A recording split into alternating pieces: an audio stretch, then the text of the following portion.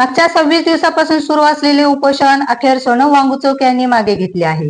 केंद्रीय मंत्री जे.पी. नड्डा आणि जितेंद्र सिंह यांनी मेदांत रुग्णालयात जाऊन त्यांची भेट घेतली. उपोषण सोडल्यानंतर सोनम वांगचुक यांनी आपले मत मांडले. जिल्ह्यात गेल्या 24 तासात त्र्यंबकेश्वर तालुक्यात सर्वाधिक 194 मिमी पाऊस झाला.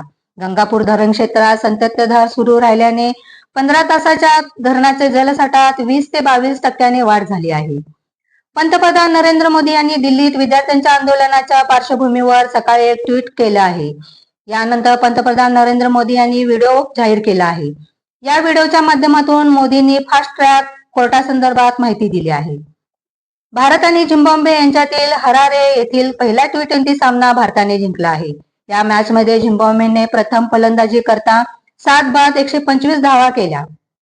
भारताने हे आव्हान 14व्या ओव्हरमध्ये 3 विकेट गमावून पार केले. वैभव सूर्यवंशी अर्धशतक, ईशान किशन आणि कर्णधार श्रेयस अय्यर यांच्या फलंदाजीच्या जोरावर भारताने हे आव्हान सहजपणे पार केले. जे10 न्यूज.